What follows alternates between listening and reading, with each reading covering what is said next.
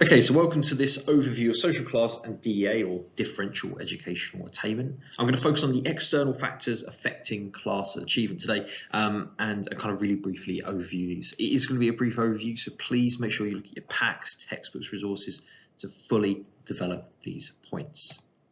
So the main thing about differential educational attainment, or DEA, is we're going to focus on why there is a difference in achievements of social class groups. The main facts we see is that pupils who are eligible for free school meals are likely to achieve or less likely to achieve A star to C grades compared to those who are not eligible, so 39% versus 67%.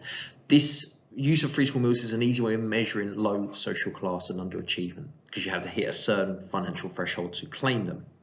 When it comes to achievement in terms of Key Stage 2, the poorest fifth of the population often achieve about 75% achieve their Key Stage 2 expectations, compared to 97% of the richest fifth of the population.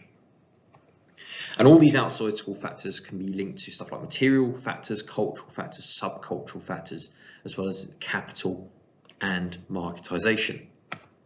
The main thing when it comes to material factors is about money, and effectively whether you have it or don't.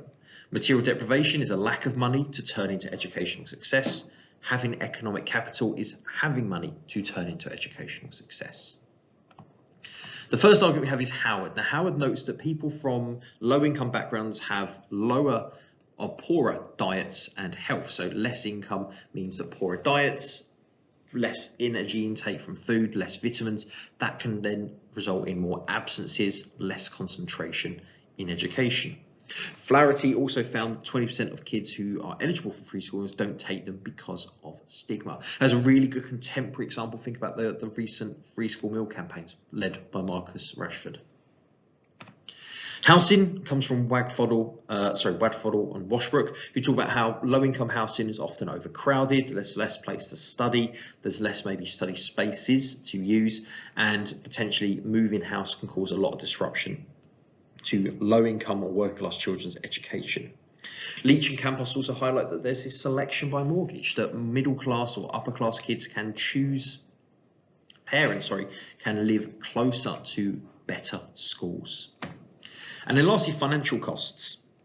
Tanner highlights that the cost of items like pens, pencils, stationery, uniform, trips are very expensive. That puts pressure on low-income families. Ridge also highlights that poorer families and poorer students are more likely to take on part-time work in order to afford education, taking time away from their ability to study. When it comes to cultural factors again have these two approaches. You can be culturally deprived, where you lack the correct cultural values needed for educational success, or you have cultural capital, where you have the education needed for educational success. Now, when it comes to intellectual development, we've got the work of Douglas, who argued that middle-class parents offer more educational support to develop their children's intellect. Obviously, working-class parents may not be able to support their children in the same way, and they have different levels of attainment when they start school.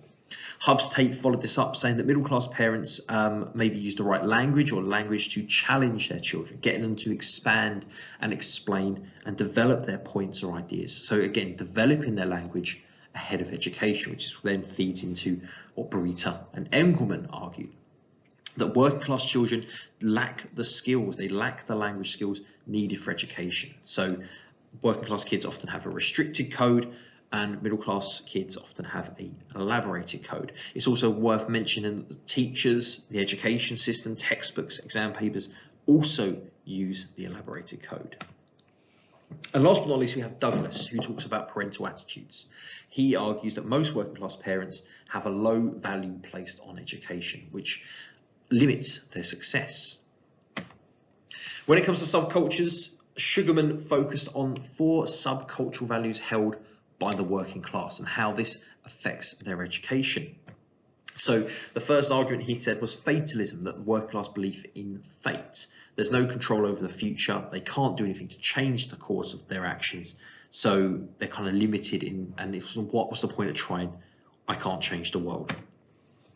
Collectivism, another working class value, is that they may value being part of a group or other people, and therefore will act in the interest of the group rather than their own interest. So that could be everyone else isn't doing the homework, I'm not going to do the homework, rather than the individual focus of I'm going to do the homework so I can improve my scores.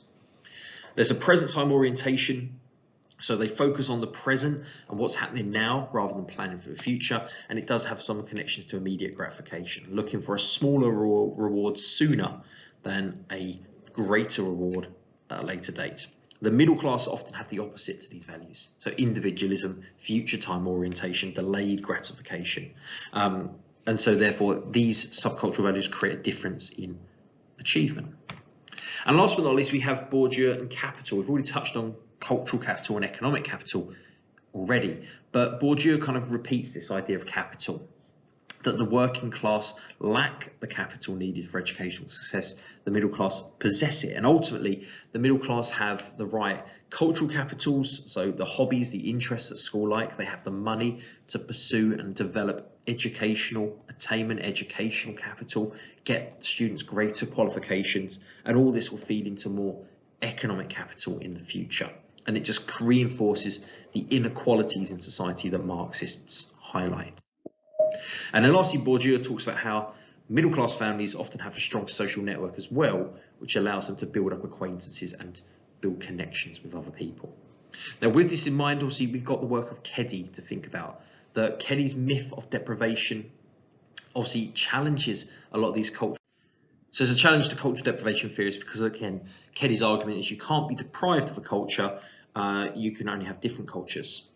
Now, some additional arguments here from Whitty and Power, very quickly, who talk about compensatory education, a way of reducing the impact of cultural and material deprivation on working class children. A number of policies here that relate to social policy really wants to focus on. Sure Start, Aim Higher, pupil premiums, free school meals have all reduced in a number of cases either cultural or material deprivation. The main thing to be aware of is most of these policies were cut by the coalition and subsequent Conservative government by or from 2010 onwards. So a lot of the policies reducing deprivation were removed, and therefore we can say a lot of these deprivations will rise again. We also have Gervitz, who talks about the types of parents and choice of parents in selecting schools. So it's a bit of marketisation, parentocracy, but there is a difference. You've got the privileged skilled choosers, often middle and upper classes, who have the cultural capital, the social capital, the economic capital to get their children into the best schools and the schools they want. You often then have the working class parents who are either disconnected local choosers, who just go to the nearest school, they're not interested coming back to Douglas, or you've got the semi-skilled choosers who are ambitious, they want their kids to go to good schools, but lack the necessary cultural, social, or economic capital. So slightly longer video there, but this is quite a big topic to try and condense down for you. But as I said at the very beginning, look at your packs, look at the materials, and review what you've done in lessons. Thanks for watching.